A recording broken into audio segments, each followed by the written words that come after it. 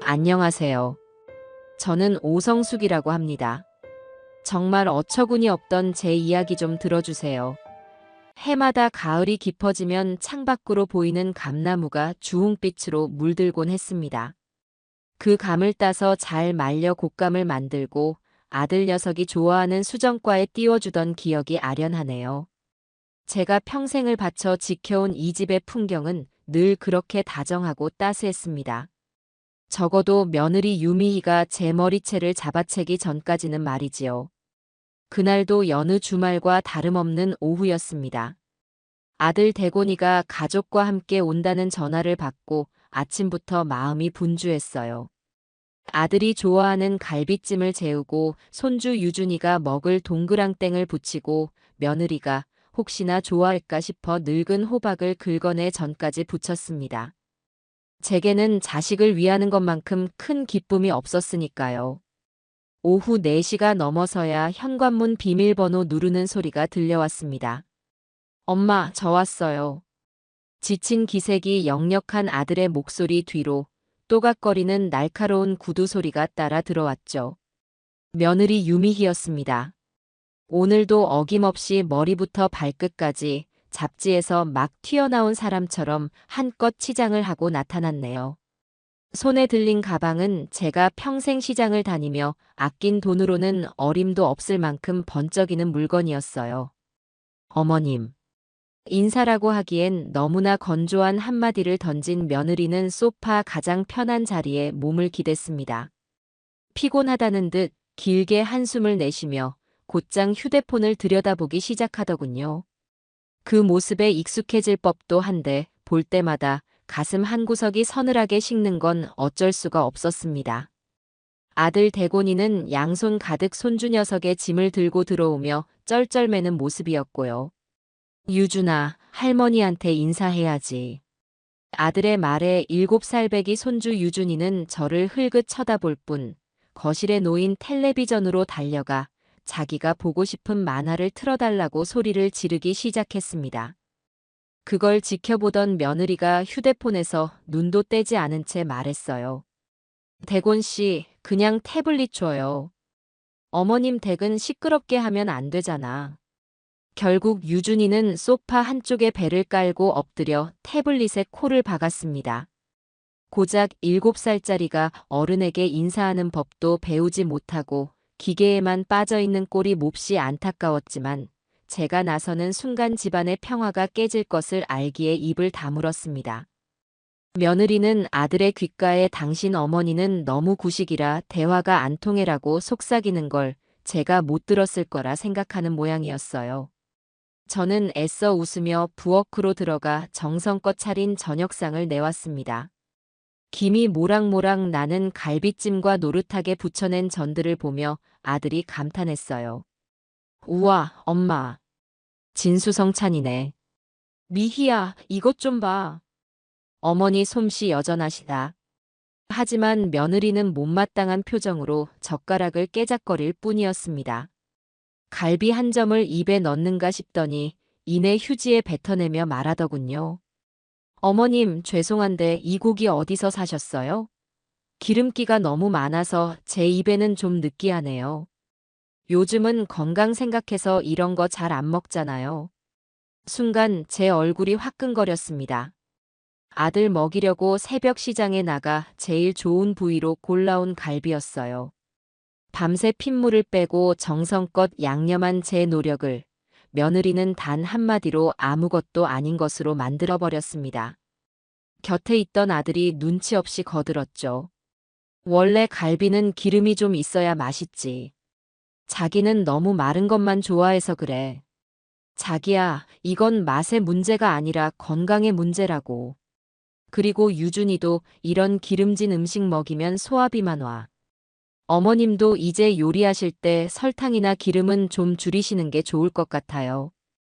꼭 저를 가르치려 드는 말투였습니다. 마치 제가 아무것도 모르는 시대에 뒤떨어진 늙은이인 것처럼 말하는 태도의 속에서 천불이 났지만 저는 꾹 참았습니다. 아들의 얼굴에 그늘이 질까봐 모처럼의 가족 식사를 망치고 싶지 않아서요. 그저 다음부턴 더 신경 쓰마 하고 웃어넘기는 제 자신이 참으로 한심하게 느껴졌습니다. 식사를 마친 뒤 저는 후식으로 과일을 깎아내왔습니다. 제가 특별히 손주를 위해 사온 새 장난감 로봇을 아들이 건네주자 유준이는 그제야 태블릿에서 눈을 떼더군요. 하지만 그것도 잠시 포장지를 거칠게 찢어 로봇을 꺼내 몇 번 만져보더니 금세 흥미를 잃고 바닥에 던져버렸어요. 그리고는 다시 칭얼거리기 시작했죠. 이거 말고 다른 거, 더 멋있는 거 없어? 시시해. 그 모습에 마음이 아파 저는 잘 깎은 배 한 조각을 들고 손주에게 다가갔습니다. 유준아, 로봇이 마음에 안 들어. 그럼 할머니랑 맛있는 배 먹을까? 하고 다정하게 말을 건네는 순간이었습니다. 제 손이 아이의 시야를 가린 것이 짜증이 났던 걸까요? 유준이는 소리를 빽 지르며 제 정강이를 힘껏 걷어찼습니다. 아야! 단단한 운동화 앞굽에 부딪힌 정강이가 쩌릿하게 울리며 저도 모르게 비명이 터져 나왔습니다. 그동안 며느리의 모욕적인 언사는 수없이 참아왔지만 제 살을 직접 때리는 아픔은 또 다른 차원의 충격으로 다가왔어요. 너무나 놀라고 아픈 마음에 저는 평생 손주에게 한 번도 내지 않았던 엄한 목소리로 꾸짖고 말았습니다. 유준아, 어른한테 버릇없이 이게 무슨 짓이야? 할머니한테 발길질을 하면 못 써. 어서 잘못했다고 사과해야지. 울음이 터질 줄 알았던 아이는 오히려 눈을 동그랗게 뜨고 저를 빤히 쳐다보았습니다. 아마도 태어나서 처음으로 누군가에게 진심으로 꾸중을 들은 것이겠지요. 바로 그 순간이었습니다. 어머님, 지금 뭐 하시는 거예요? 소파에 누워 휴대폰을 보던 며느리가 스프링처럼 튀어 일어나 제게 달려들었습니다. 그 얼굴은 분노로 새빨갛게 물들어 있었어요. 누구 마음대로 우리 애한테 소리를 지르세요. 애가 뭘 안다고 그렇게 야단을 치세요. 내가 뭘 어쨌다고 그러니? 손주가 할미를 걷어찼는데 그걸 보고도 가만히 있으라는 말이냐? 이건 가르쳐야 하는 문제야. 제 말이 채 끝나기도 전에 믿을 수 없는 일이 벌어졌습니다. 며느리 유미희가 제게 달려들어 양손으로 제 머리카락을 거머쥔 것입니다. 제 머리채를 사납게 잡아챘어요. 순간 세상이 빙글 돌고 두피가 찢어지는 듯한 고통이 온몸으로 퍼져나갔습니다. 저는 중심을 잃고 바닥으로 고꾸라질 뻔했지요. 엄마, 미희야, 둘 다 그만해. 유준이 보잖아. 아들 대곤이가 소리치며 우리 사이를 갈라놓으려 했지만 그는 제 아내의 손을 뿌리치지도 제 어머니를 보호하지도 못했습니다. 그저 허공에 손을 휘저으며 안절부절 못할 뿐이었죠. 잠시 후 제 머리를 놓아준 며느리의 손이 떨어져 나가면서 날카로운 손톱이 제 뺨을 스치고 지나갔습니다. 길게 긁힌 자국 위로 화끈한 통증이 느껴졌습니다. 며느리는 씩씩거리며 제 아들 뒤에 숨어 저를 노려보았어요. 애 기를 죽여도 유분수지. 다시는 우리 유준이한테 손끝 하나 대지 마세요. 아셨어요? 저는 아무 말도 할 수 없었습니다. 머리카락이 뽑혀나간 두피의 통증보다 뺨의 상처보다 더 아픈 것은 제 아들의 태도였습니다. 대곤이는 넘어진 저를 일으켜줄 생각은 않고 울고 있는 제 아내를 달래기 바빴습니다. 미희야, 진정해. 응. 엄마도 일부러 그런 건 아닐 거야. 그 눈빛은 저를 향한 원망과 아내를 향한 변명이 뒤섞여 있었어요. 그 순간 저는 깨달았습니다. 아, 이제 모든 것이 끝났구나.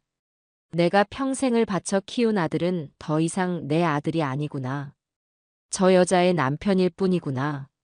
내가 꿈꾸던 단란한 가정의 모습은 한낱 신기루에 불과했구나. 그들은 서둘러 짐을 챙겨 집을 나섰습니다. 현관문이 쾅 하고 닫히는 소리가 제 심장에 대모처럼 박혔습니다.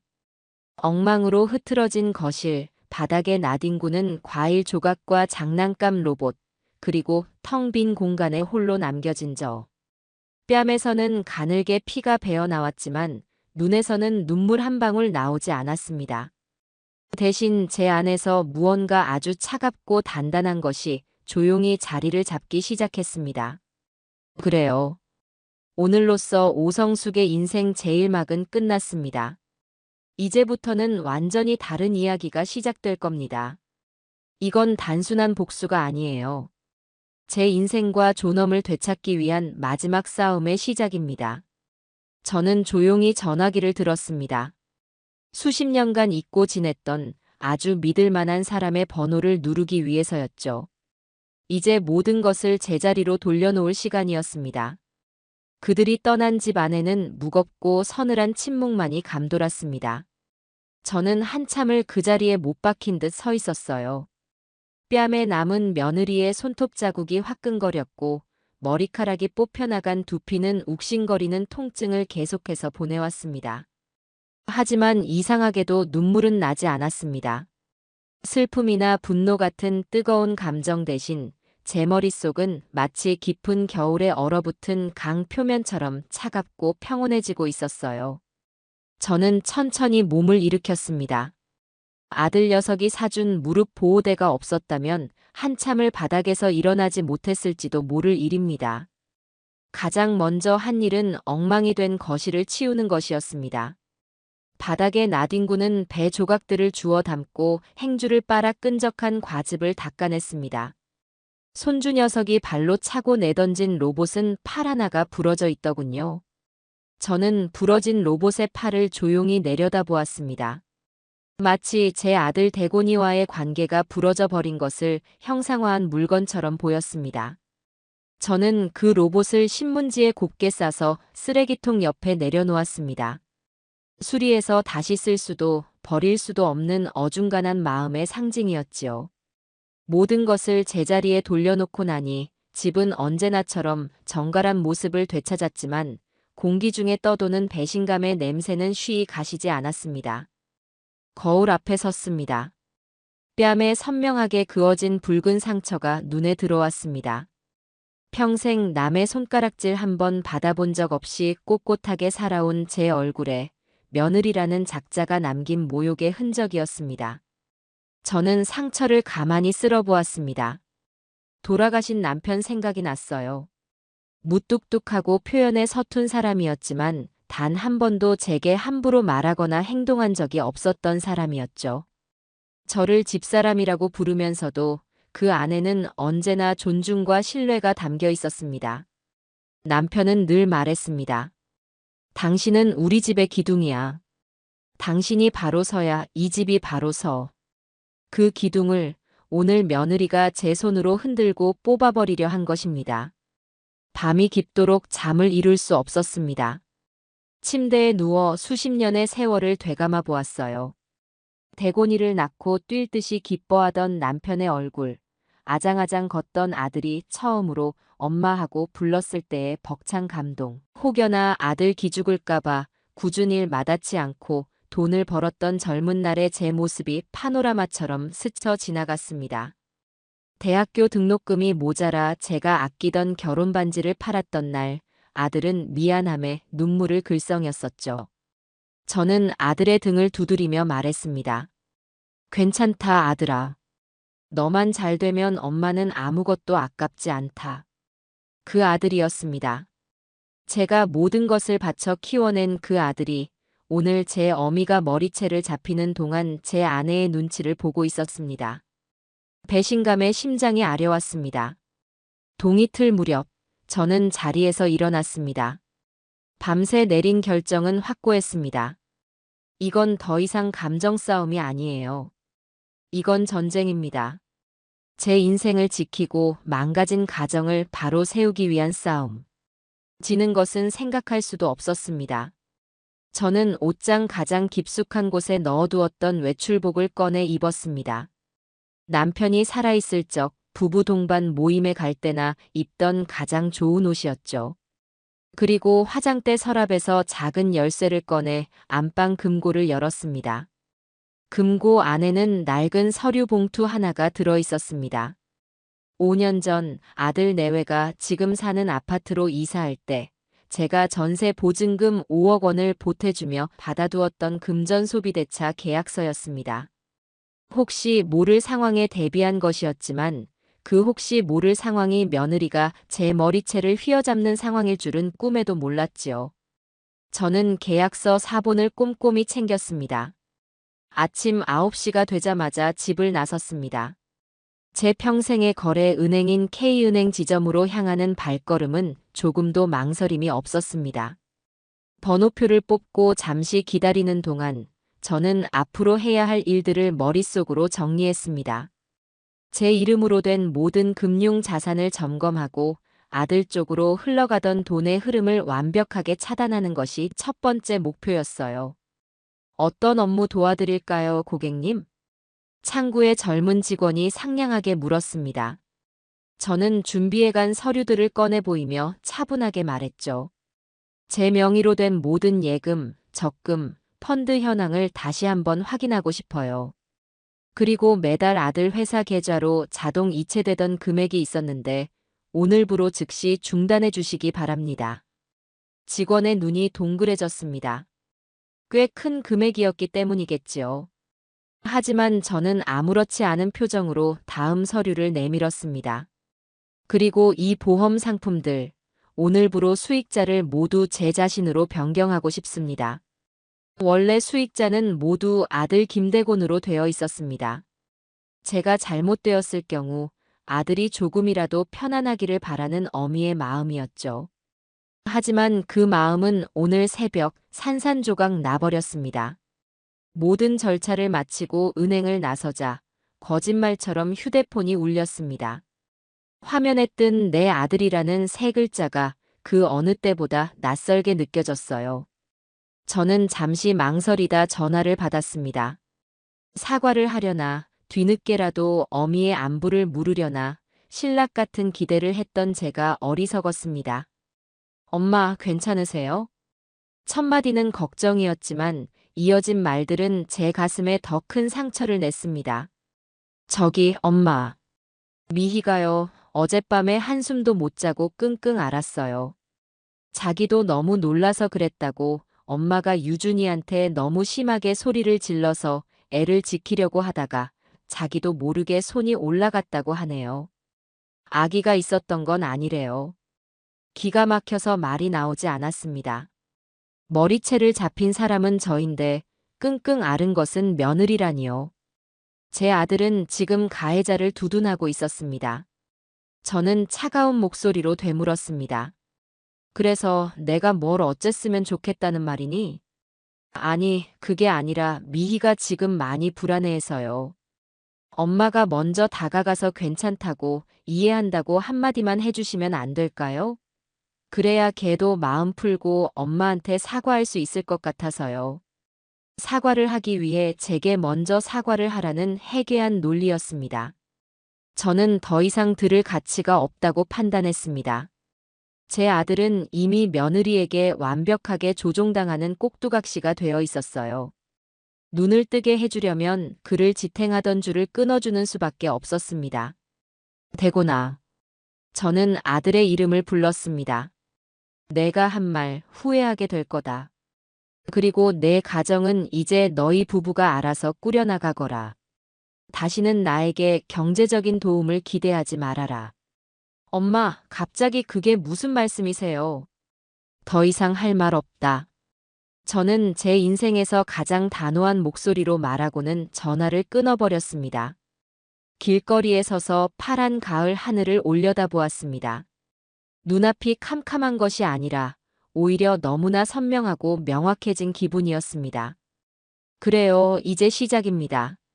제 것을 되찾고 제 아들의 눈을 뜨게 하고 저를 모욕한 대가를 정확하게 치르게 할 시간이었어요. 저는 다음 목적지를 향해 걸음을 옮겼습니다.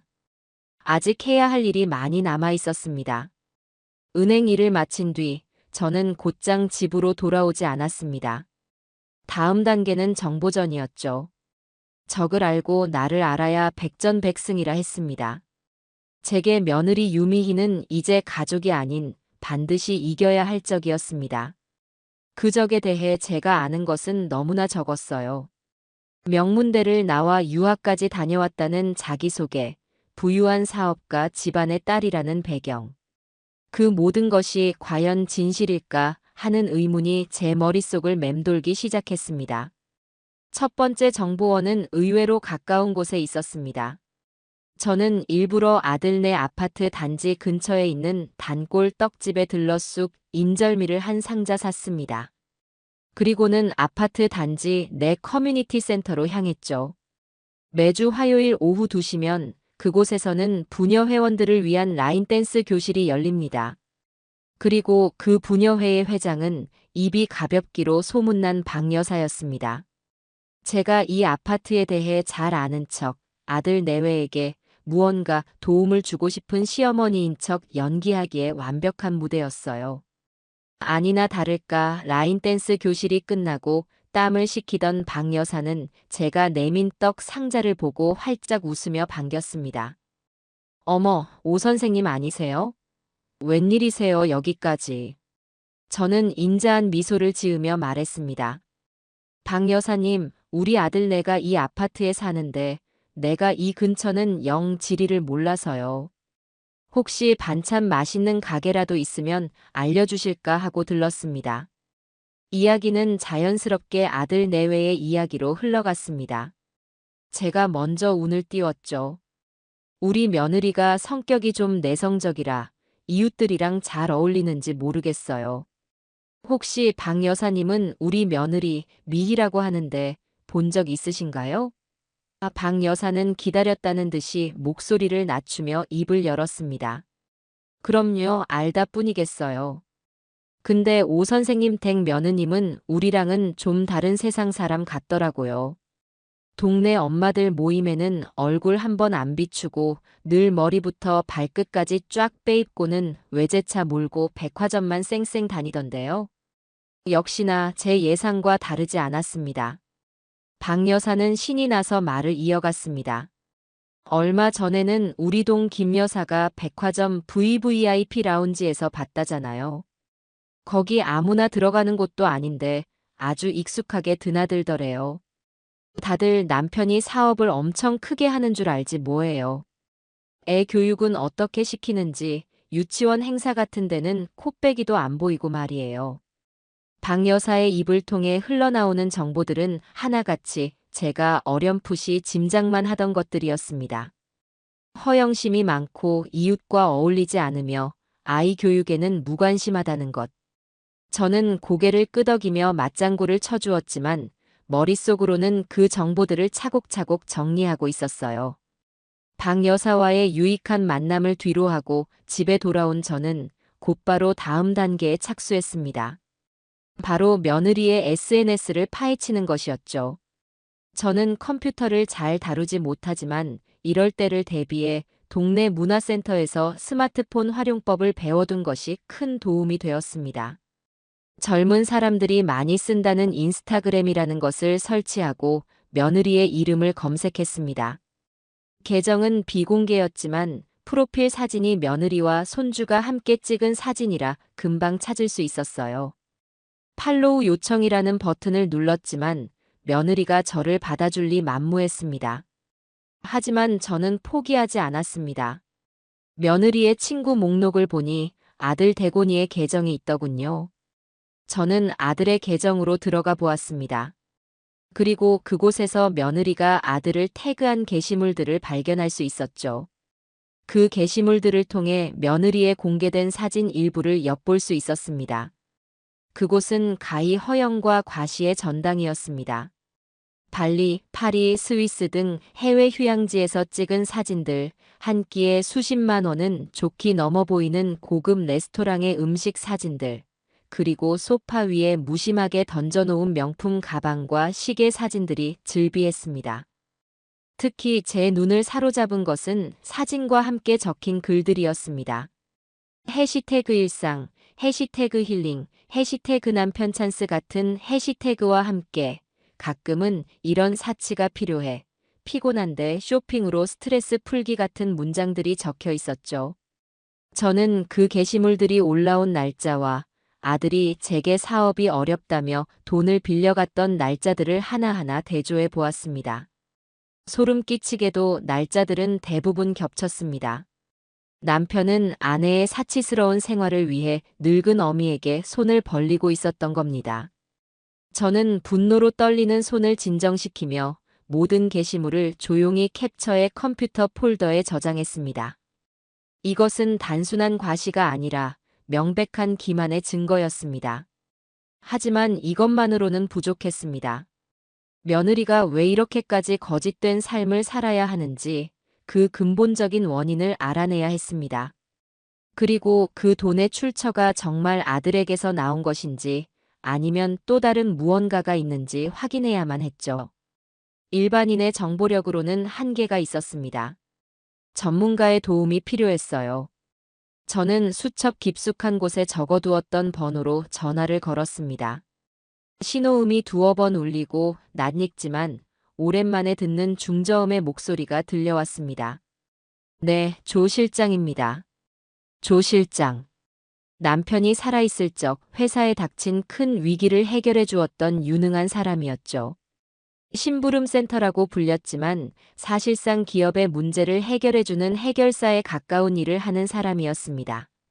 남편이 죽고 나서는 한 번도 연락한 적이 없었지만 그의 실력과 임 무거운 성품은 제가 똑똑히 기억하고 있었습니다. 조 실장님, 저 오성숙입니다. 혹시 기억하실지 모르겠습니다. 물론입니다, 사모님. 잊을 리가 있겠습니까? 무슨 일이십니까? 저는 잠시 숨을 고른 뒤 단도직입적으로 말했습니다. 사람을 하나 알아봐 주셨으면 합니다. 제 며느리입니다. 수화기 너머의 조 실장은 잠시 침묵했지만 이내 차분한 목소리로 알겠습니다, 사모님. 내일 오후 2시 지난번 그 찻집에서 뵙겠습니다. 라고 답했습니다. 다음 날 약속 장소에 나간 저는 조 실장에게 그동안 수집한 모든 것을 보여주었습니다.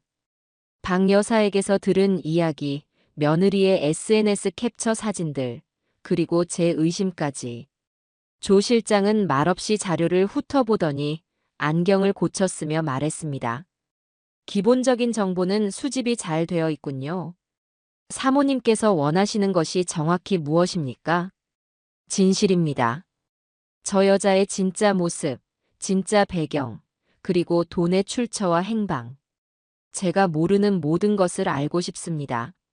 합법적인 선에서 최대한 조용하게요. 알겠습니다. 조사에는 시간이 좀 걸릴 겁니다. 비용도 만만치 않을 것이고요. 시간도 돈도 상관없습니다. 필요한 것은 얼마든지 지원하겠습니다. 저는 그 자리에서 제 개인 통장에서 인출한 현금 뭉치를 계약금으로 건넸습니다. 조 실장은 돈을 확인한 뒤 고개를 끄덕였습니다. 결과가 나오는 대로 바로 연락드리겠습니다. 그럼 몸조심하십시오, 사모님. 그렇게 조 실장과의 만남은 끝이 났습니다. 찻집을 나서자 회색빛 도시 위로 한 줄기 햇살이 비치는 것 같았습니다. 이제 거대한 톱니바퀴가 움직이기 시작했습니다.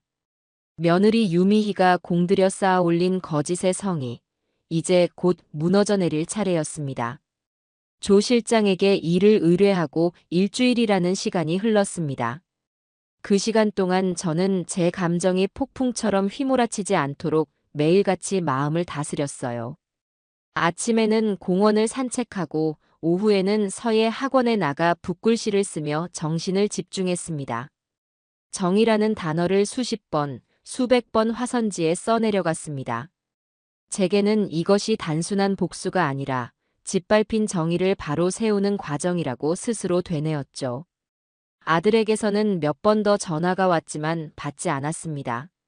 지금은 그 어떤 감상적인 대화도 제게는 사치일 뿐이었으니까요. 일주일째 되던 날 오후 모르는 번호로 문자 메시지 한 통이 도착했습니다. 조 실장입니다. 말씀하신 자료가 정리되었습니다.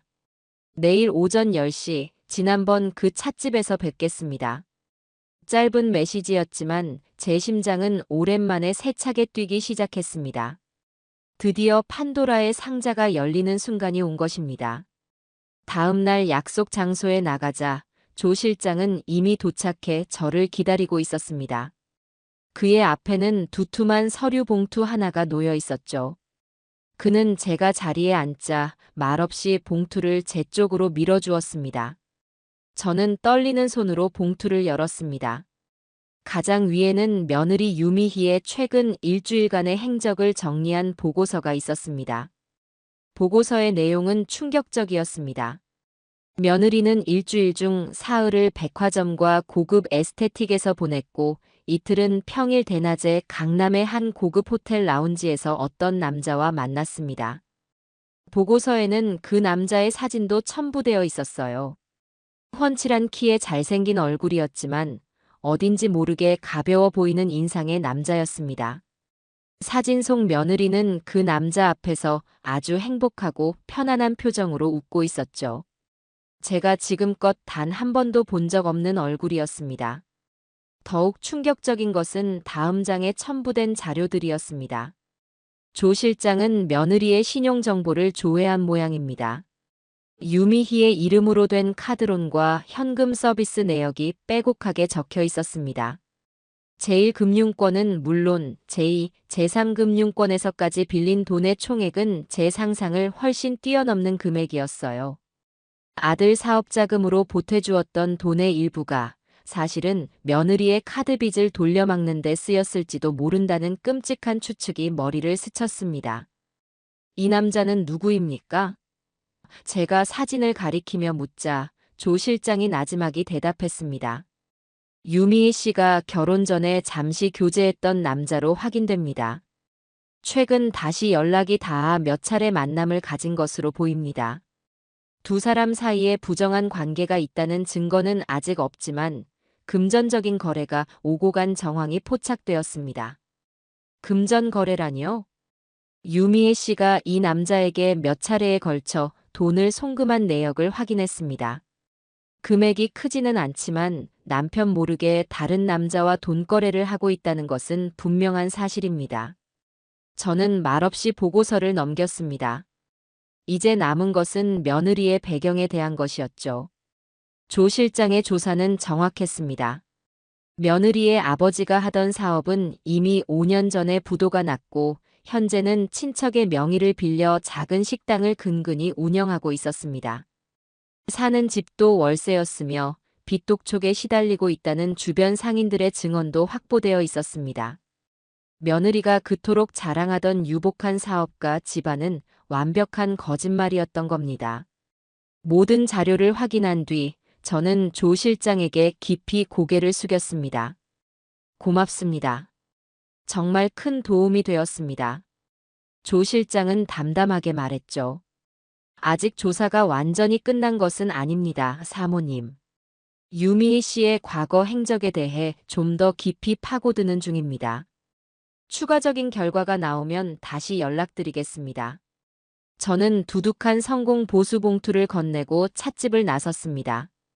손에 들린 서류 봉투가 천근만근처럼 무겁게 느껴졌지만 마음은 오히려 가벼워지는 기이한 감각에 휩싸였습니다. 이제 반격의 무기는 충분히 준비되었어요. 저는 곧바로 다음 계획을 실행에 옮겼습니다. 바로 아들 대곤이의 마음에 의심의 씨앗을 심는 것이었죠. 저는 일부러 아들의 회사 근처로 찾아가 전화를 걸었습니다. 받지 않을까 걱정했지만 다행히 아들은 전화를 받더군요. 대곤아, 점심은 먹었니? 엄마가 너희 회사 근처에 볼 일이 있어 왔다가 문득 아들 얼굴이 보고 싶어서 전화했다. 오랜만에 제 연락에 아들의 목소리가 반가움과 당혹감으로 떨리는 것이 느껴졌습니다.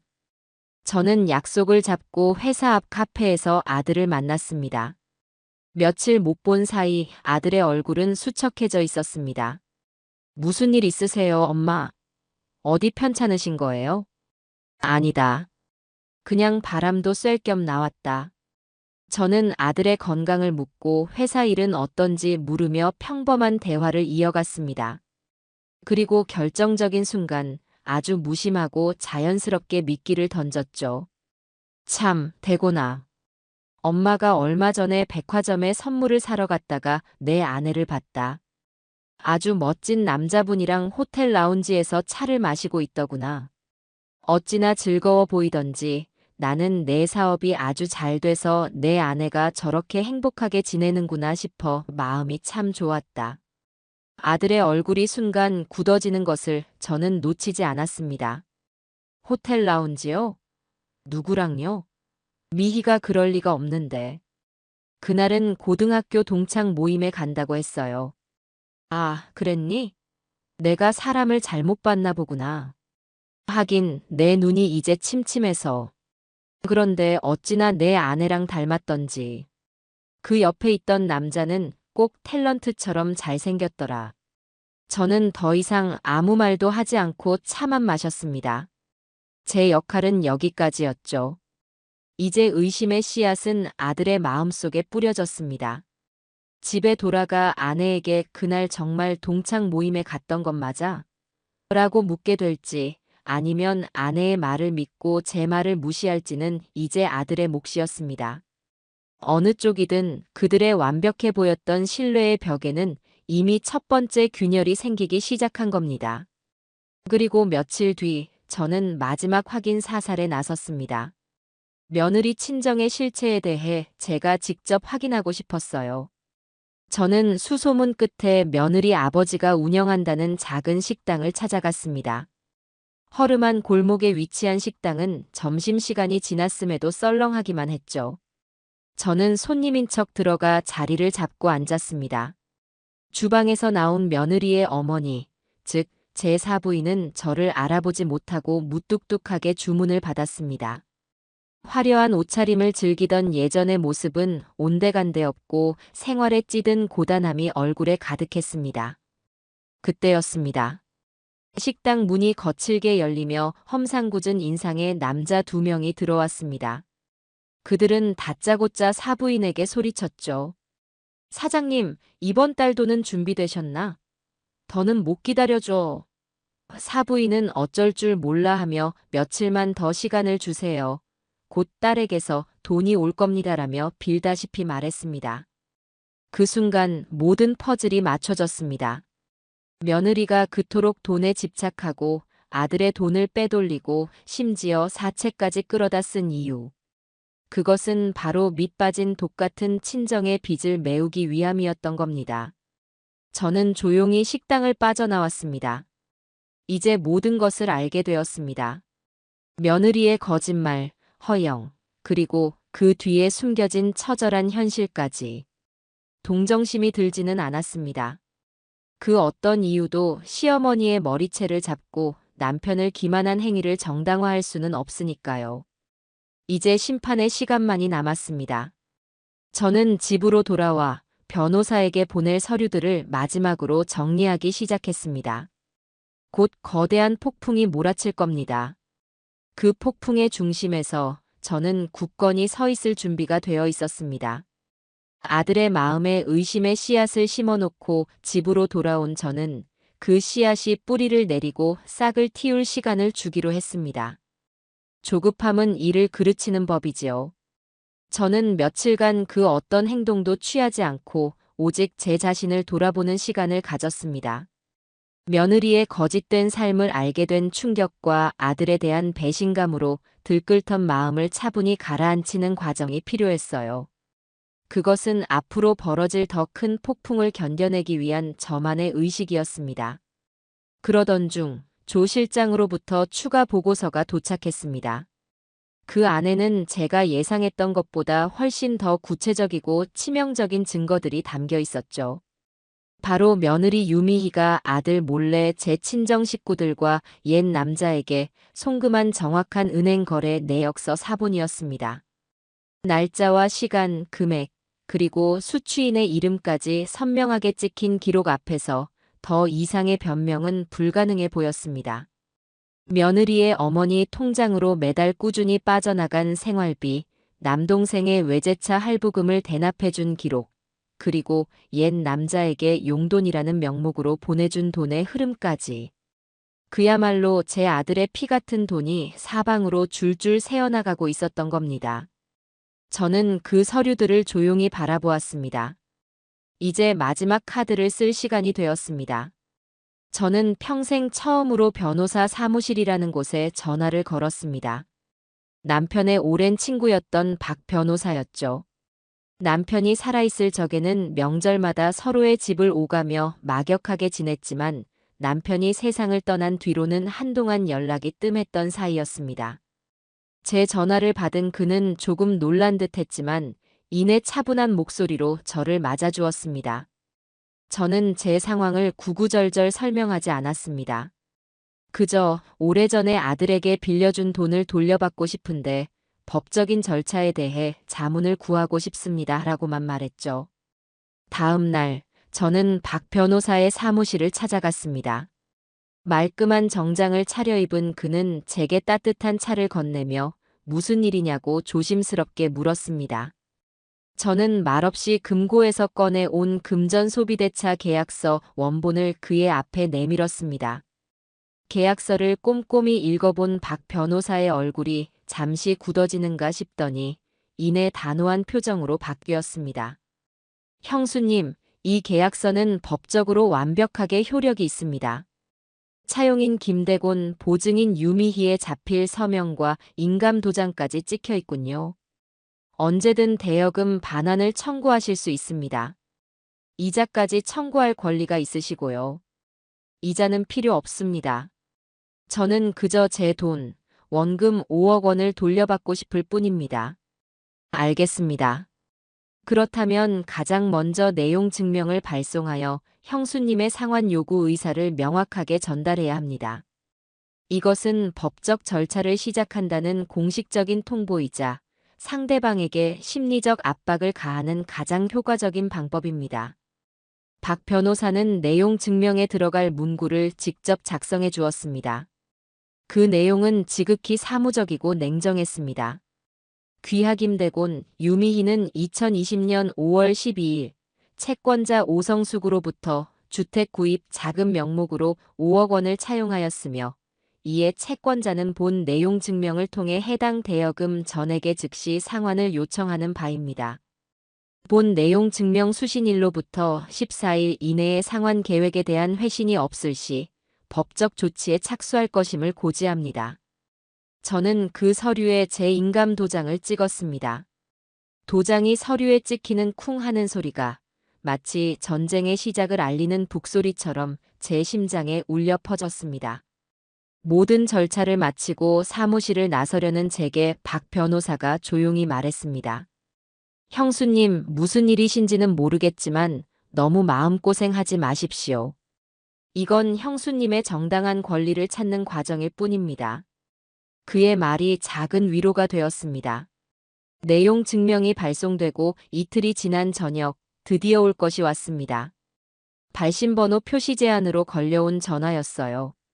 받자마자 며느리의 날카로운 비명이 제 고막을 찢을 듯이 파고들었습니다. 어머님, 지금 저희한테 어떻게 이러실 수가 있어요? 이게 다 뭐예요? 저희더러 집에서 나가 죽으라는 말씀이세요? 저는 전화기를 귀에서 살짝 뗀 채 며느리의 분노가 잦아들기를 기다렸습니다. 한참을 악을 쓰던 그녀가 숨을 고르는 틈을 타 저는 아주 차분한 목소리로 대답했죠. 나는 그저 내 돈을 돌려달라고 했을 뿐이다. 계약서에 명시된 대로 말이야. 너희가 내 집에서 내 머리채를 잡고 모욕하지만 않았어도 이 계약서는 평생 서랍 속에서 잠자고 있었을 게다. 그깟 일 가지고 사람을 이렇게 벼랑 끝으로 모세요? 제가 잘못했어요. 그때는 제가 너무 놀라서 그랬다고 몇 번을 말씀드려요. 제정신이 아니었다고요. 내가 제정신이 아니었던 대가가 고작 5억 원이라면 아주 저렴한 것 아니겠니? 내가 내 아들을 속이고 사치 부리며 흥청망청 쓴 돈에 비하면 말이다. 제 말에 며느리는 순간 할 말을 잃은 듯 했습니다. 제가 자신의 씀씀이를 알고 있다는 사실에 충격을 받은 것이겠죠. 전화기 너머로 자기야 뭐라고 해봐 하며 아들을 닥달하는 소리가 들려왔습니다. 잠시 후 아들 대곤이의 힘없는 목소리가 들려왔습니다. 엄마 제발 이러지 마세요.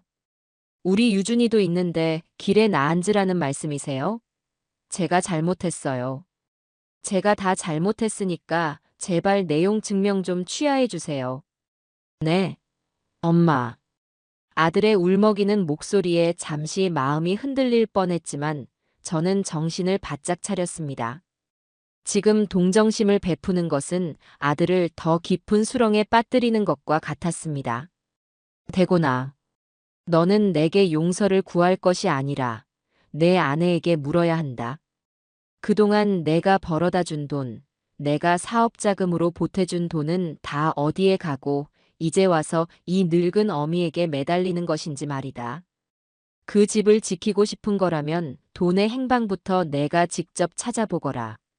내 아내의 통장 내역부터 확인해 보는 게 순서일 것 같구나. 저는 그 말을 끝으로 전화를 끊었습니다. 거실 창밖으로 어둠이 짙게 내리고 있었어요. 이제 공은 아들에게 넘어갔습니다. 제 말을 믿고 아내를 추궁할 것인가, 아니면 끝까지 아내의 거짓말에 속아 넘어갈 것인가. 그 선택이 앞으로의 모든 것을 결정하게 될 겁니다. 그날 밤, 저는 조 실장에게서 받은 마지막 보고서를 책상 위에 펼쳐 놓았습니다. 며느리가 아들의 돈을 빼돌려 친정과 옛 남자에게 보낸 적나라한 증거들.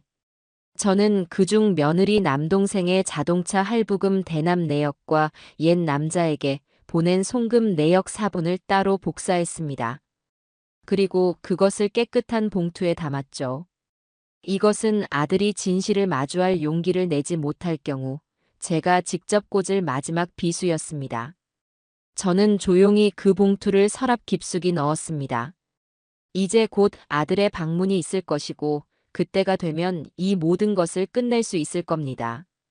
폭풍 전야의 고요함 속에서 저는 결전의 순간을 기다리고 있었습니다. 내용 증명을 보낸 후 일주일은 살얼음판을 걷는 듯한 시간이었습니다. 아들 내외에게서는 더 이상 전화가 오지 않았습니다. 아마도 그들 사이에서는 제가 심은 균열의 씨앗으로 인해 엄청난 파열음이 나고 있겠지요. 저는 그저 묵묵히 제 일상을 지키며 기다렸습니다. 섣불리 다가가는 것은 저의 패를 먼저 보여주는 것과 같았으니까요. 초조해지는 쪽은 제가 아니라 그들이어야 했습니다. 그러던 중 조 실장에게서 마지막 보고서가 도착했습니다. 이번 보고서는 며느리 유미희라는 사람의 근간을 뒤흔드는 내용들로 채워져 있었어요. 저는 밤늦도록 서재에 앉아 한 장 한 장 떨리는 손으로 보고서를 넘겼습니다. 첫 번째 장은 며느리의 학력에 관한 것이었습니다. 유미희는 늘 자신을 서울의 명문 여대를 졸업하고 프랑스 파리로 어학연수까지 다녀온 유학파라고 소개했었죠. 아들 대곤이도 그렇게 알고 있었고 저 또한 그런 줄로만 믿었습니다. 하지만 조 실장이 조사한 결과는 전혀 달랐습니다. 유미희는 서울이 아닌 지방의 한 2년제 전문대학 관광과를 겨우 졸업했습니다. 보고서에는 그녀의 졸업증명서 사본까지 첨부되어 있었어요. 프랑스 유학은커녕 출입국 기록상 결혼 전까지 그녀가 해외에 나간 기록은 단 한 차례도 없었습니다. 모든 것이 완벽한 거짓말이었던 겁니다. 조 실장은 그녀의 고향까지 내려가 평판을 조사한 모양입니다. 보고서에는 그녀의 옛 동창이라는 사람의 인터뷰 내용도 들어 있었어요. 미희는 어릴 때부터 예쁘장했지만 공부에는 전혀 관심이 없었어요. 늘 부잣집에 시집가서 팔자를 고치는 게 꿈이라고 입버릇처럼 말하고 다녔죠. 아마 대곤 씨를 만나 그 꿈을 이뤘다고 생각했을 겁니다. 그 문장을 읽는 순간 저는 온몸에 소름이 돋았습니다. 제 아들은 사랑하는 여자와 결혼한 것이 아니었습니다. 신분 상승을 꿈꾸는 한 여자의 목표물이 되었던 겁니다. 그동안 며느리가 보여주었던 이해할 수 없는 행동들, 즉 과도한 허영심과 시어머니에 대한 무시, 아들에 대한 집착과 통제욕의 근원이 무엇인지 비로소 명확하게 이해되었습니다. 그녀는 자신의 비루한 과거를 감추고 현재의 위치를 지키기 위해 필사적으로 발버둥 치고 있었던 것이죠. 다음 장은 더욱 기가 막혔습니다. 호텔 라운지에서 며느리와 만났던 옛 남자, 민혁이라는 사람에 대한 상세한 신상 정보였습니다. 그는 번듯한 직업 없이 여러 여성에게 돈을 빌려 생활하는 소위 제비 같은 인물이었습니다. 조 실장은 며느리와 그가 주고받은 문자 메시지 일부를 복원해내는데 성공했습니다. 그들의 대화는 가관이었습니다. 미희야, 이번에 새로 시작하려는 사업에 투자금이 조금 부족하네. 우리 사이에 이 정도는 도와줄 수 있지? 오빠, 나도 이제 힘들어. 남편이 자꾸 의심하는 것 같단 말이야. 걱정 마. 내가 다 알아서 할게. 내가 나한테 어떻게 했는데 내가 너를 배신하겠어? 예정을 생각해서라도 이번 한 번만 더 도와줘. 응. 그는 며느리의 과거 약점을 쥐고 흔들며 계속해서 돈을 요구하고 있었고, 며느리는 남편에게 들킬까봐 전전긍긍하면서도 그의 요구를 뿌리치지 못하고 있었습니다. 그녀는 가해자인 동시에 또 다른 의미에서는 피해자이기도 했던 겁니다. 하지만 그 사실이 제게 동정심을 불러일으키지는 않았습니다. 오히려 자신의 어리석은 선택으로 인해 제 아들과 가정을 수렁으로 끌고 들어간 그녀에 대한 분노만 더 커질 뿐이었어요. 보고서의 마지막 장에는 며느리의 숨겨진 부채 내역이 정리되어 있었습니다.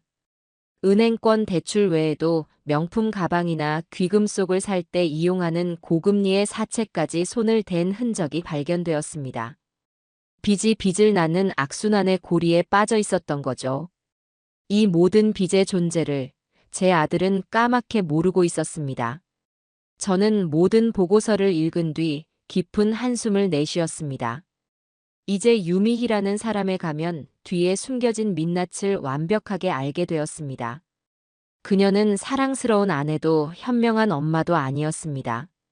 거짓과 허영으로 자신을 포장하고 아들의 등 뒤에 빨대를 꽂아 자신의 욕망과 가족의 빚을 채우던 기생충 같은 존재였을 뿐입니다. 그날 밤 저는 제가 가진 모든 무기를 한자리에 모았습니다.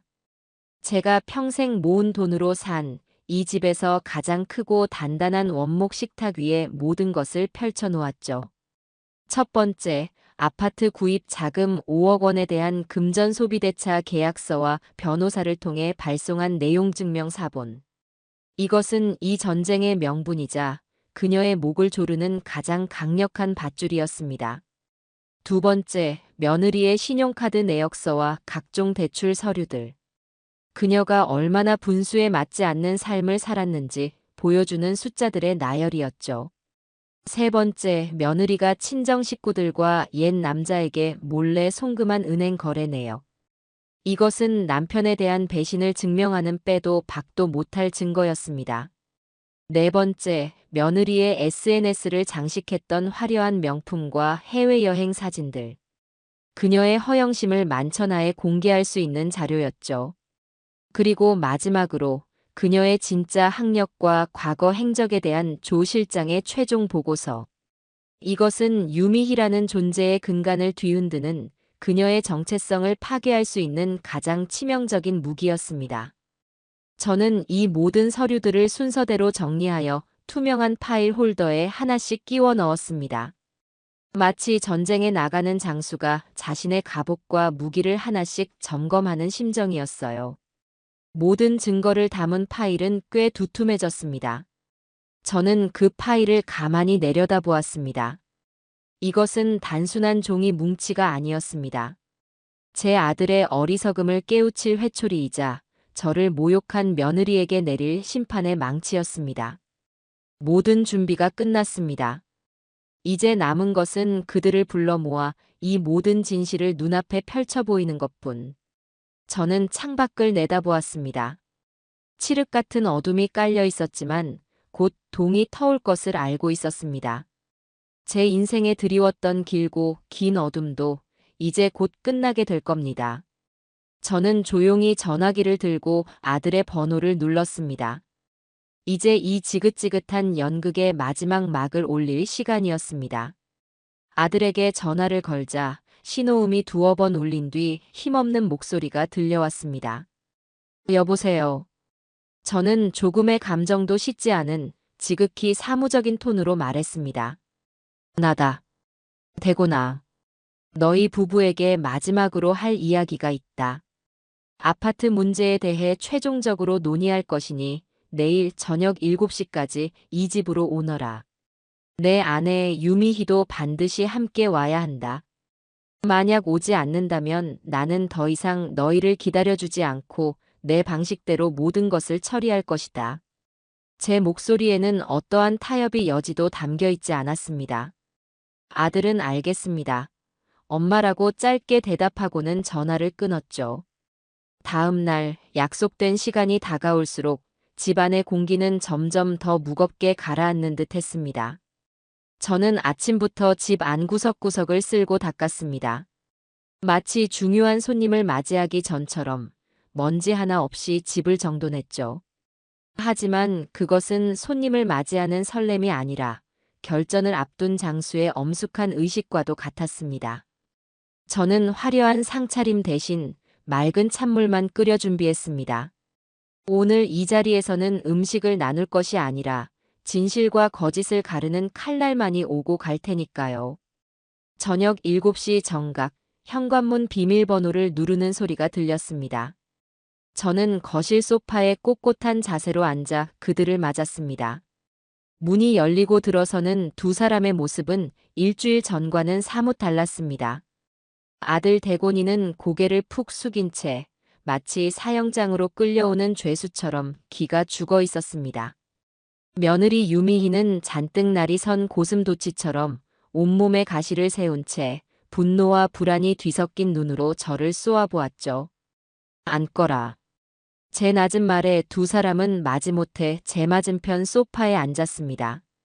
저는 아무 말 없이 어젯밤 꼼꼼하게 정리해둔 투명 파일을 꺼내 테이블 위에 올려놓았습니다. 툭 하는 소리가 정적 속에서 유난히 크게 울렸습니다. 며느리의 시선이 그 파일에 잠시 머물렀다가 다시 제 얼굴로 향했습니다. 우선 이 이야기부터 시작하자꾸나. 저는 파일에서 첫 번째 서류를 꺼내 테이블 위로 미끄러뜨렸습니다. 변호사를 통해 보낸 내용 증명 사본이었습니다. 내가 이 집을 너희에게 사준 것이 아니라 돈을 빌려준 것이라는 사실은 너희 둘 다 알고 있겠지. 나는 내 돈을 돌려받으려는 것뿐이다. 그런데 너희는 이 돈을 갚을 능력이 있니? 며느리가 발끈하며 소리쳤습니다. 어머님, 너무하세요. 저희가 이 돈을 어떻게 한꺼번에 갚아요? 이건 그냥 저희더러 죽으라는 거잖아요.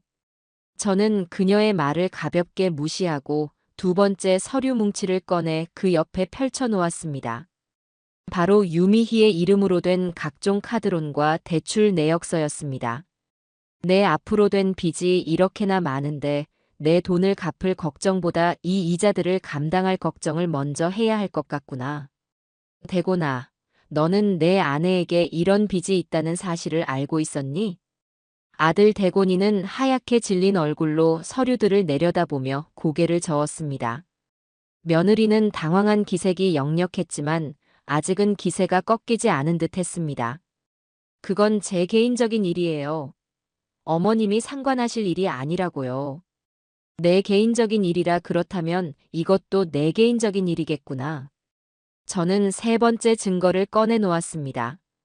며느리가 친정 식구들에게 매달 돈을 보낸 은행 거래 내역이었죠. 아들 대곤이가 그 서류를 집어드는 순간 그의 손이 미세하게 떨리는 것을 보았습니다. 이게 다 뭐야, 미희야?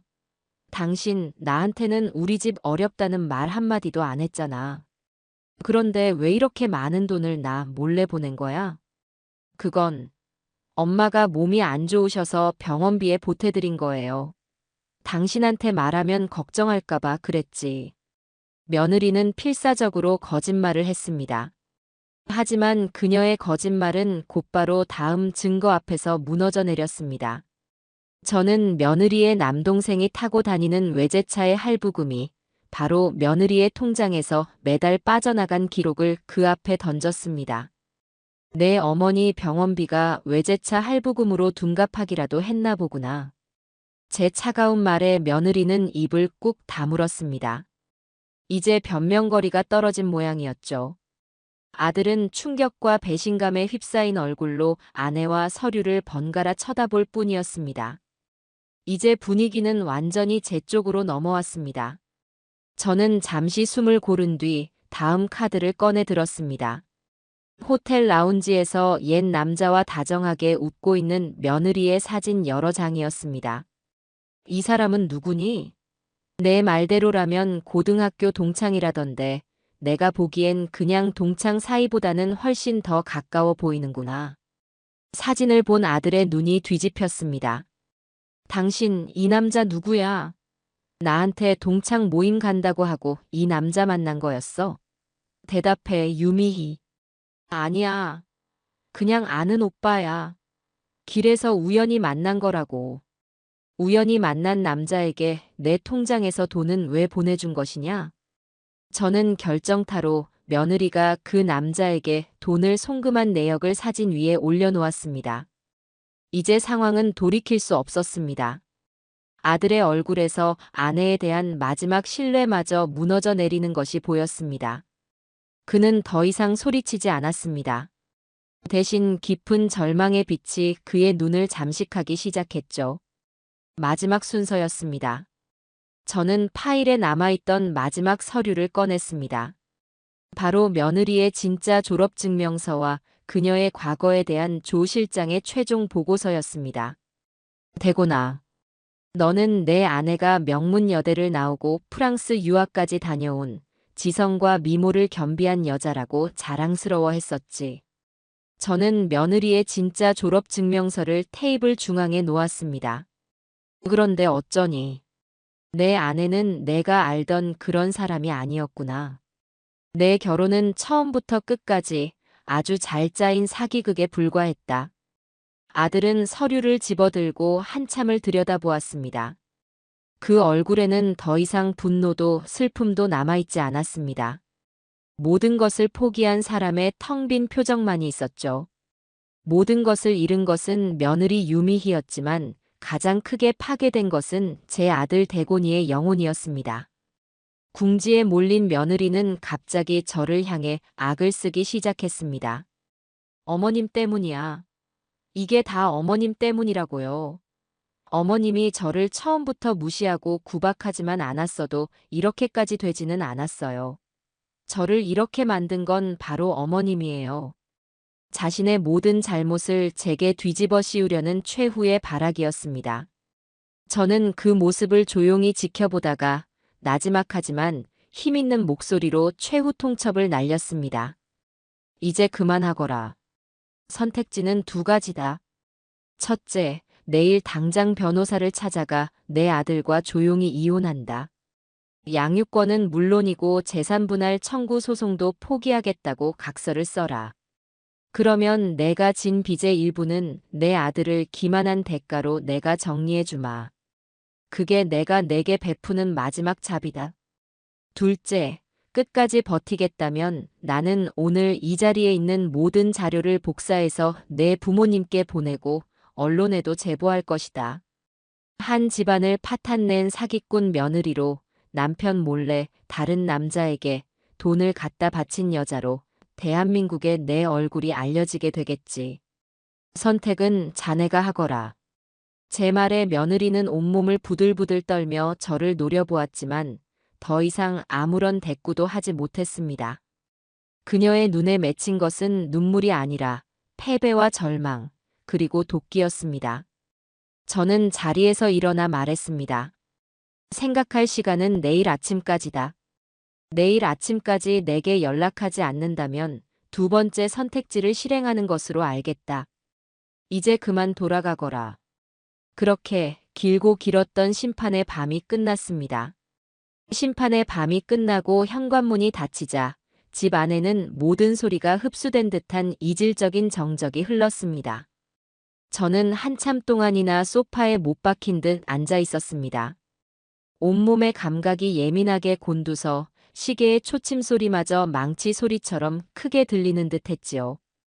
분노와 긴장으로 들끓던 피는 서서히 식어갔고 그 자리에는 텅 빈 공허함과 함께 지독한 피로감이 몰려왔습니다.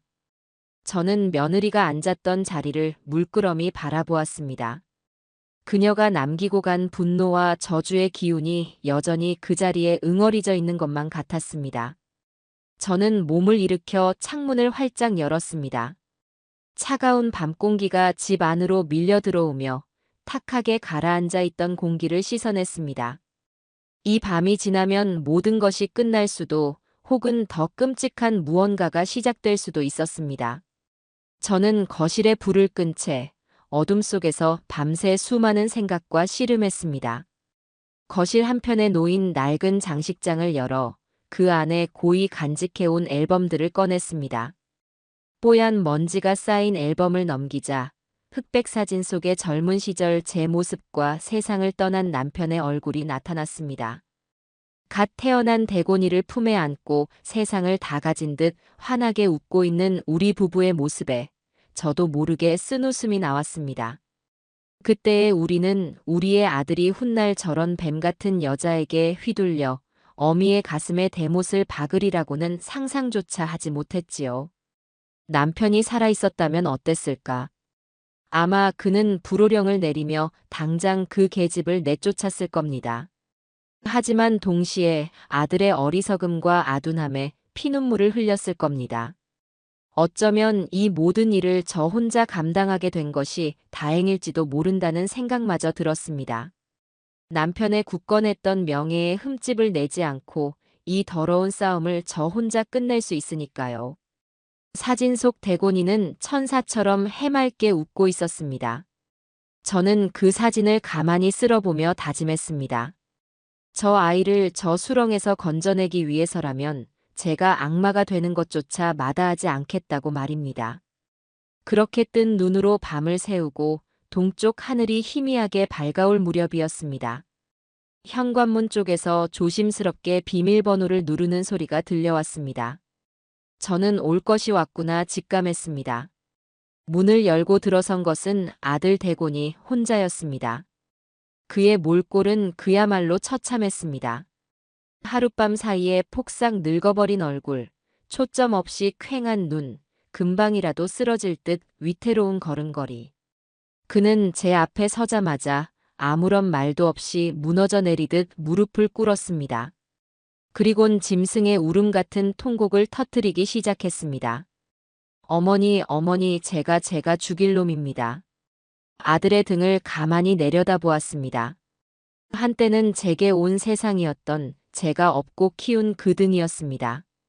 지금 그 등은 죄책감과 절망의 무게에 짓눌려 형편없이 굽어 있었습니다. 저는 아들이 스스로의 감정을 모두 쏟아낼 때까지 아무 말 없이 기다려 주었습니다. 한참을 그렇게 울던 아들이 간신히 고개를 들었습니다. 어머니, 집으로 돌아가는 차 안에서 그 여자와 있었던 일을 전부 말씀드리겠습니다. 아들의 입에서 나온 이야기는 제 상상보다 더욱 끔찍했습니다. 우리 집을 나서자마자 며느리는 차 안에서 광기에 가까운 발작을 시작했다고 합니다. 그 늙은 여우한테 완전히 넘어갔구나. 저 서류들 다 가짜야. 당신 어머니가 얼마나 무서운 사람인지. 당신만 몰라. 나를 정신병자로 몰아서 내쫓고 당신 재산 다 가로채려는 수작이라고. 그녀는 제게 퍼부었던 저주를 아들에게 고스란히 옮겨가 아들의 뺨을 때리고 운전대를 꺾는 등 위험한 행동까지 서슴지 않았다고 합니다. 아들은 그때까지만 해도 혹시나 하는 마음이 남아있었다고 했습니다. 제가 보여준 증거들이 너무나 충격적이어서 현실을 부정하고 싶었던 마음이었겠지요. 그는 아내에게 마지막으로 애원했다고 합니다. 미희야, 제발. 지금이라도 솔직하게 말해줘. 빚이 있으면 같이 갚고 잘못한 게 있으면 같이 빌자. 우리 유준이 생각해서라도 이러면 안 되잖아. 하지만 며느리는 그 마지막 온정마저 비웃으며 코웃음을 쳤다고 합니다. 이제 와서 비는 꼴이라니 꼴 좋다. 당신이나 당신 어머니나 똑같이 멍청해. 당신 어머니, 내가 보기에 요즘 정신이 오락가락하는 게 치매 초기 증상인 게 분명해. 병원에나 모시고 가봐. 바로 그 순간이었다고 합니다.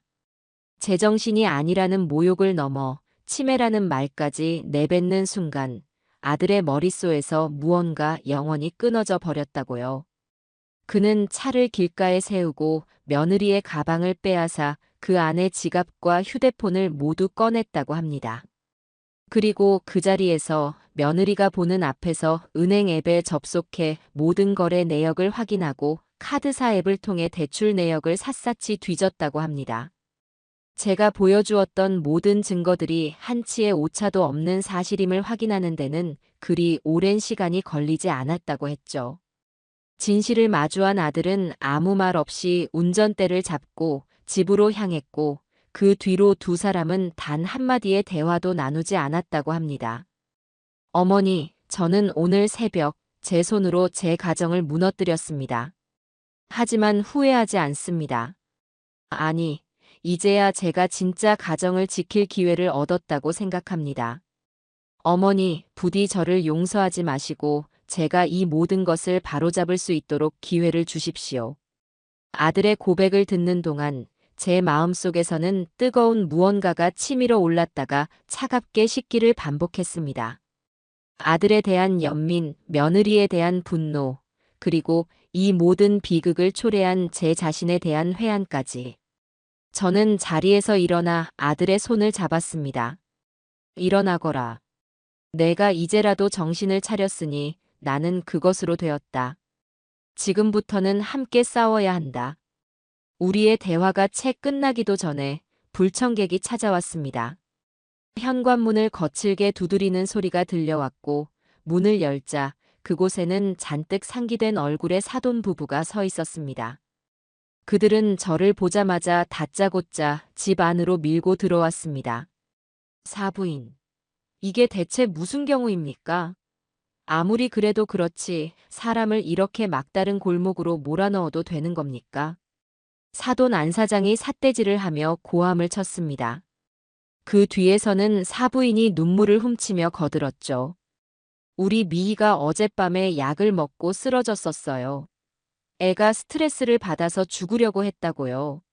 사부인께서 우리 딸 잡으시면 저희도 가만히 있지 않을 겁니다. 그들의 뻔뻔한 태도에 기가 막혔지만 저는 더 이상 예전처럼 당하고만 있지 않았습니다. 저는 거실 테이블 위에 놓여있던 서류 파일 하나를 집어들었습니다. 그리고 그중 며느리가 자신의 부모에게 돈을 보낸 은행 거래 내역서를 꺼내 그들의 눈앞에 던졌습니다. 사돈댁이야말로 이게 무슨 경우입니까? 제 아들 고혈을 빨아 사돈네 빚을 갚고 아드님 차까지 사주신 모양인데 정작 따님이 약을 먹고 쓰러졌다는 병원 기록은 어디에 있습니까? 없겠지요. 거짓말일 테니까요.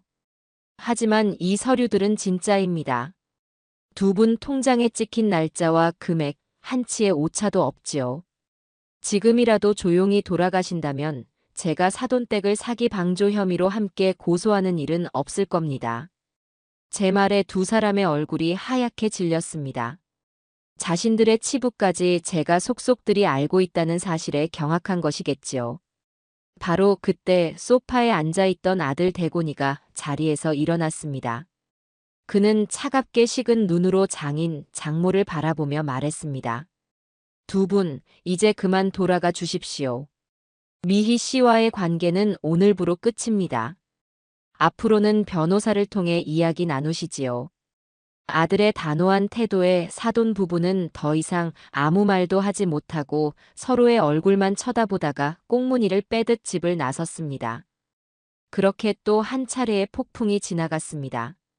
며칠 뒤 며느리가 고용한 변호사에게서 연락이 왔습니다. 이혼에 동의할 수 없으며 오히려 저와 아들을 상대로 위자료 청구 소송을 하겠다는 내용이었습니다. 명백한 적반하장이었죠. 저는 그 서류를 들고 박 변호사를 찾아갔습니다. 박 변호사는 서류를 검토하더니 헛웃음을 터뜨렸습니다.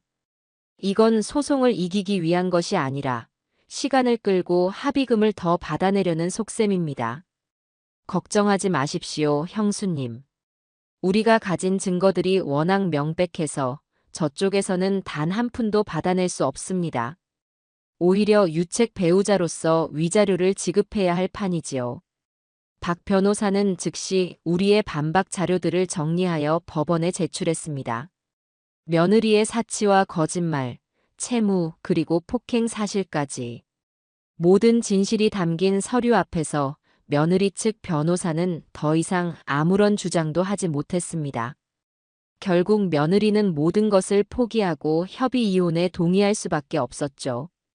마지막으로 변호사 사무실에서 만난 며느리의 모습은 한 마리의 폐잔병과도 같았습니다. 그녀는 제게 눈길 한 번 주지 않고 굳은 얼굴로 서류에 도장만 찍었습니다. 저는 약속대로 그녀의 빚 중 가장 급한 일부를 해결해 주었습니다. 그것은 저의 마지막 자비이자 앞으로 다시는 우리 인생에 나타나지 말라는 무언의 경고였습니다. 모든 절차가 끝나고 우리는 아무런 인사도 없이 각자의 길을 향해 돌아섰습니다. 한때는 가족이었던 지독했던 인연의 완전한 끝이었습니다. 이혼이라는 거대한 태풍이 휩쓸고 지나간 자리는 생각보다 훨씬 더 황량했습니다. 법적인 관계는 정리되었지만 그 상처와 후유증은 고스란히 남은 사람들의 몫이었죠. 가장 큰 피해자는 역시나 어린 손주 유준이었습니다. 하루아침에 엄마와 살던 집을 떠나 할머니 집에서 아빠와 함께 살게 된 아이는 극심한 혼란을 겪었습니다. 처음 한 달간 유준이는 거의 말을 하지 않았습니다. 마치 제 마음의 문을 굳게 닫아버린 듯 멍하니 창밖만 바라보거나 방구석에 웅크리고 앉아있기를 반복했죠. 밥도 거의 먹지 않았고 밤에는 이불에 지도를 그리는 날이 잦았습니다. 아들 대곤이는 속이 타들어갔지만 아이에게 어떻게 다가가야 할지 몰라 그저 주변을 맴돌기만 했습니다. 아이의 상처가 너무나 깊어 보였기에 저는 무작정 기다리는 것만이 능사는 아니라고 판단했습니다. 저는 수소문 끝에 아동심리 상담 분야에서 가장 권위 있다는 박사님을 찾아갔습니다. 처음에는 상담을 거부하던 아들도 유준이의 상태가 나아지지 않자 결국 제 뜻을 따르기로 했죠. 상담실에 들어선 유준이는 잔뜩 겁을 먹은 채 제 등 뒤에 숨기만 했습니다. 박사님은 아이를 억지로 끌어내지 않았습니다. 대신 아이의 눈높이에 맞춰 몸을 낮추고 아주 부드러운 목소리로 말을 건넸습니다. 유준아, 안녕. 나는 유준이랑 친구가 되고 싶은 사람이야. 우리 같이 재미있는 놀이 해볼까? 상담은 놀이 치료 방식으로 진행되었습니다. 유준이는 모래 상자 안에 여러 가지 인형들을 가지고 자신만의 세상을 만들었습니다. 아이가 만든 세상 속에서 엄마 인형은 늘 아들 인형을 멀리 밀어내거나 화를 내고 있었습니다. 아빠 인형은 그저 멀리서 바라볼 뿐이었고 할머니 인형은 아들 인형을 지키기 위해 엄마 인형과 싸우고 있었죠. 아이의 무의식 속에 각인된 가족의 모습이었습니다. 박사님은 그 모습을 통해 아이가 깊은 애착 불안을 겪고 있다고 진단했습니다. 그날 이후 저와 아들은 매주 유준이와 함께 상담센터를 찾았습니다. 박사님은 저희에게 아이를 대하는 법을 차근차근 알려주었습니다.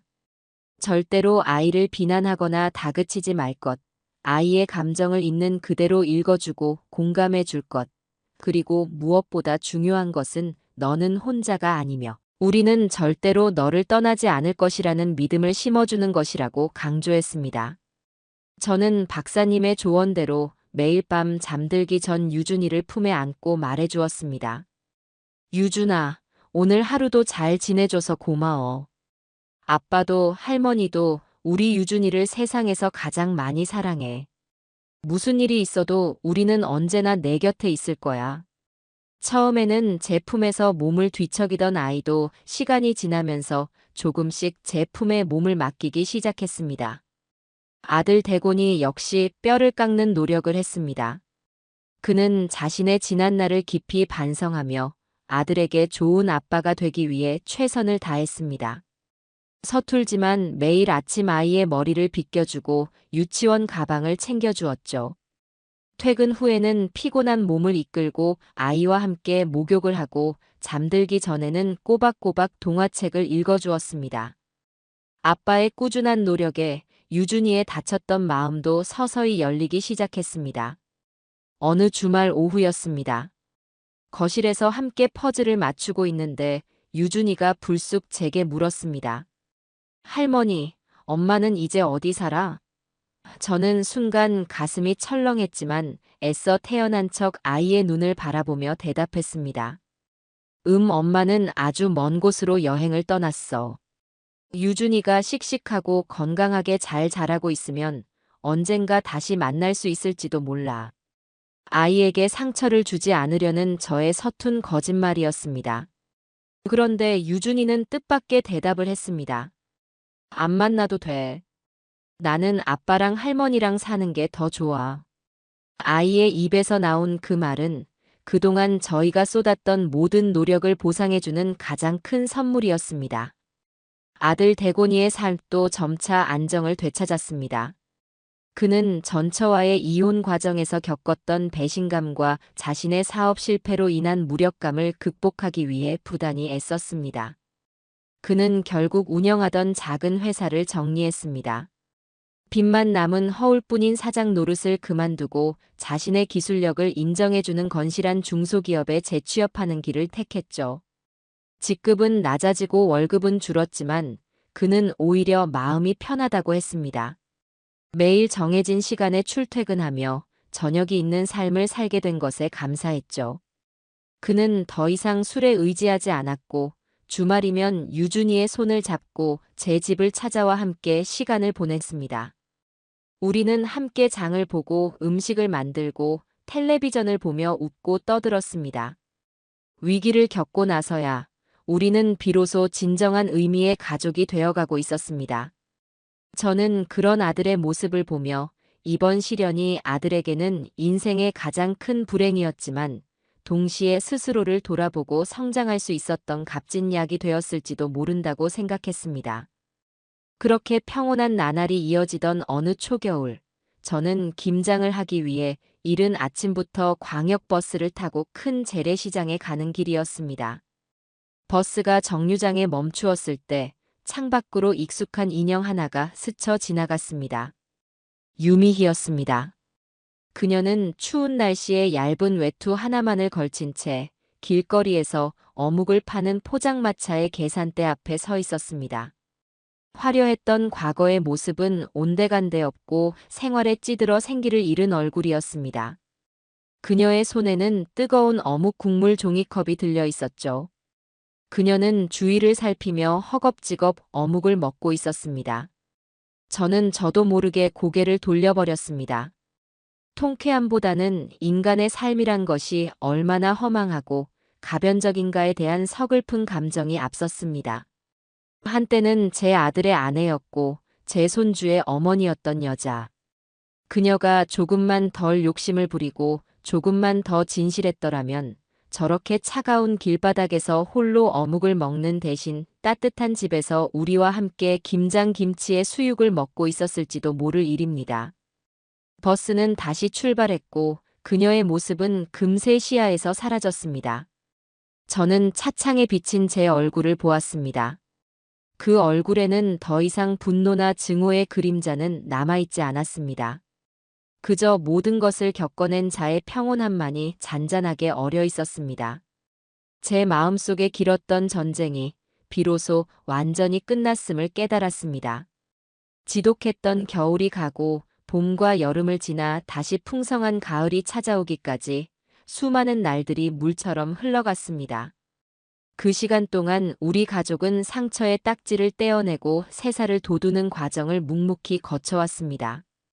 아들 대곤이는 회사 생활에 완벽하게 적응했고 실력을 인정받아 입사 3년 만에 팀장으로 승진했습니다. 그는 더 이상 과거의 실패에 얽매이지 않고 현재의 삶에 충실한 성실한 가장으로 거듭났죠. 유준이는 어느덧 듬직한 초등학생이 되어 학교와 학원을 오가며 씩씩하게 제 몫의 하루를 살아내고 있었습니다. 저는 아들과 손주가 온전한 그들만의 보금자리를 갖는 것이 좋겠다고 판단했습니다. 언제까지고 제 집에 얹혀 살 수는 없는 노릇이었으니까요. 아들은 처음에는 망설였지만 제 뜻이 확고하다는 것을 알고는 저희 집에서 멀지 않은 곳에 방 2개짜리 작은 아파트를 얻어분가했습니다. 그들이 이사를 하던 날, 저는 제 손으로 정성껏 끓인 팥 시루떡을 들고 찾아가 부디 이 집에서 좋은 일만 가득하기를 빌어주었습니다. 그렇다고 우리의 관계가 멀어진 것은 아니었습니다. 오히려 적당한 거리는 서로를 더욱 애틋하게 만들었죠. 주말이면 어김없이 저희 집은 세 식구의 웃음소리로 가득 찼습니다. 우리는 함께 텃밭에 심은 상추와 고추를 따고 거실에 둘러앉아 보드게임을 하기도 했습니다. 특히 유준이는 저와 함께 만두를 빚는 것을 가장 좋아했어요. 고사리 같은 손으로 서툰 솜씨를 뽐내며 만들어낸 제각각의 만두들을 보며 우리는 배가 아프도록 웃곤 했습니다. 그 웃음소리 속에서 지난날의 아픔들은 눈 녹듯이 사라져갔습니다. 저는 제 인생의 이막을 새롭게 열었습니다. 평생 자식과 남편을 위해 살아왔던 삶에서 벗어나 이제는 온전히 저 자신을 위한 시간을 보내기 시작했죠. 아침 일찍 일어나 요가로 하루를 시작하고 낮에는 동네 도서관에서 열리는 인문학 강좌를 듣거나 친구들과 함께 근교로 드라이브를 가기도 했습니다. 제 이름으로 된 온라인 스토어 오여사의 차는 꽤 성공적으로 자리를 잡았습니다. 처음에는 김치와 장아찌로 시작했지만 지금은 계절마다 제철 식재료로 만든 다양한 반찬들을 판매하고 있었죠. 얼마 전에는 한 지역 방송국의 아침 프로그램에서 인생 이막을 연 실버 창업가로 소개되어 인터뷰를 하기도 했습니다. 카메라 앞에서 저는 제 인생에 대해 담담하게 이야기했습니다. 젊었을 때는 가족을 위해 사는 것이 제 삶의 전부라고 생각했습니다. 하지만 살다 보니 내가 먼저 행복해야 내 가족도 행복하게 만들 수 있다는 것을 깨닫게 되더군요. 지금 저는 제 이름으로 된 삶을 살고 있고 하루하루가 정말 즐겁고 감사합니다. 제 인터뷰를 본 아들이 전화를 걸어왔습니다. 어머니, 오늘 정말 멋지셨어요. 제가 아는 사람 중에 제일 존경하는 분은 바로 어머니예요. 아들의 그 한마디에 저는 세상 모든 것을 가진 듯 마음이 뿌듯해졌습니다. 그러던 어느 날 우편함에 낯선 편지 한 통이 꽂혀 있었습니다. 발신인의 이름은 유미희의 어머니라고 적혀 있었죠. 저는 잠시 망설이다가 편지를 들고 집으로 들어왔습니다. 편지를 열자 떨리는 글씨체로 써내려간 장문의 글이 나타났습니다. 그것은 사죄의 편지였습니다. 사부인께 염치불고하고 펜을 듭니다. 지난 세월 저희가 사부인과 김서방에게 지은 죄가 너무나 커 평생을 고개 숙여도 용서받지 못할 것을 압니다. 저희의 어리석은 욕심이 딸 아이를 괴물로 만들었고 그로 인해 한 가정을 파탄에 이르게 했습니다. 뒤늦게나마 모든 것을 깨달았지만 이미 엎질러진 물이었습니다. 미희는 모든 것을 정리하고 멀리 다른 지방으로 떠났습니다. 저희와도 거의 연을 끊고 살고 있고요. 저희 부부는 지금 작은 식당을 운영하며 저희의 죄를 매일같이 참회하는 마음으로 살아가고 있습니다. 부디 저희를 용서하지는 마십시오. 다만 저희의 이 못난 사죄를 받아주시기만이라도 간절히 바랄 뿐입니다. 편지를 다 읽고 저는 말없이 편지를 들고 마당으로 나갔습니다. 그리고는 작은 화로에 불을 피워 그 편지를 태웠습니다. 편지는 금세 한 줌의 재로 변해 바람에 흩날렸습니다. 저는 그들을 용서한 것이 아니었습니다. 다만 더 이상 그들을 제 마음속에 붙잡아 두지 않기로 한 것뿐입니다. 그들을 미워하는 데 쓰는 감정마저도 제게는 이제 사치였으니까요. 모든 것이 제자리를 찾은 듯한 어느 가을 오후 저는 마루에 앉아 탐스럽게 익은 감들을 따서 곶감을 깎고 있었습니다. 3년 전 모든 비극이 시작되었던 바로 그 계절, 그 풍경이었죠. 학교를 마치고 돌아온 유준이가 제 곁에 앉아 제가 깎아놓은 감 조각을 맛있게 오물거렸습니다. 할머니, 작년에 만든 곶감 진짜 맛있었는데 올해는 더 많이 만들어주세요. 그럼 우리 유준이 배 터지게 먹게 많이 만들어줘야지. 제가 웃으며 대답하자 유준이는 제 목을 와락 끌어안으며 뺨에 뽀뽀를 했습니다. 할머니, 최고. 사랑해요. 아이의 해맑은 웃음소리가 마당 가득 울려 퍼졌습니다. 바로 그때 퇴근길에 들른 아들이 마당으로 들어서며 그 모습을 보고 환하게 웃었습니다. 저는 그 순간 완벽한 행복감에 휩싸였습니다. 제가 그토록 지키고 싶었던 것은 바로 이 풍경이었습니다. 사랑하는 아들과 손주의 웃음소리, 평화로운 우리 집의 저녁. 지독한 싸움 끝에 제가 얻어낸 가장 값진 전리품이었죠. 머리채를 잡혔던 그날의 분노는 이제는 이 행복을 더욱 소중하게 느끼게 해주는 희미한 기억의 파편일 뿐이었습니다. 저는 깎던 감을 내려놓고 제 양옆에 앉은 아들과 손주를 힘껏 끌어안았습니다. 제 인생의 가장 혹독했던 태풍은 지나갔습니다. 이제 제 앞에는 사랑하는 가족과 함께 만들어갈 잔잔하고 따사로운 날들만이 남아 있었습니다. 그것으로 충분한, 더없이 완벽한 삶이었습니다.